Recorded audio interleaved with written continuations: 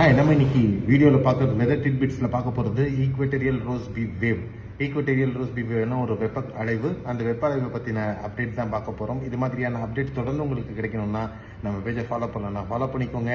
நம்ம இந்த சப்ஸ்கிரைப் பண்ணலன்னா சப்ஸ்கிரைப் பண்ணிவிட்டு ஆல் நோட்டிஃபிகேஷன் எனேபிள் பண்ணிக்கோங்க. வாங்க வீடியோக்குள்ளே போயிடலாம். ஈக்வெட்டரியல் ரோஸ் பீ வேவ் இது ஒரு கடலின் வெப்பத்தை ஏற்படுத்தக்கூடிய ஒரு பிளானிட்டரி வேவ் அப்படின்னு சொல்லலாம்.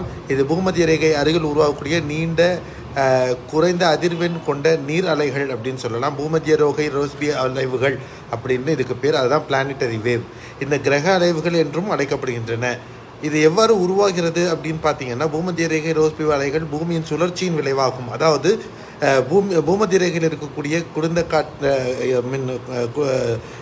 வெப்பக்காற்றை நார்த் போல் சவுத் போல் இந்த போல்ஸுக்கு கடத்துறதும், அங்கே இருக்கக்கூடிய குளிர்ந்த காற்றை பூமத்திய ரேகை நோக்கி இழுப்பதற்கும் இது அமைகிறது. இதன் காரணமாக தான் நம்ம எல்னினோ லானினா அப்படிங்கிற அமைப்பை நம்ம பார்க்கறதுக்கும் இது ஒரு இதுவாக இருக்கும். அதே நேரத்தில் சுழற்சிகள், கடல் வெப்பம் அதிகமாகிறதுனால சுழற்சிகளை உருவாக்குறதும், ஒரு பரப்பில் 2 சுழற்சிகள் இருந்தால் அது ரோஸ்பி வேவனுடைய தாக்கம் அப்படின்னு நம்ம சொல்கிறதுக்கும் இது காரணமாக அமைகிறது.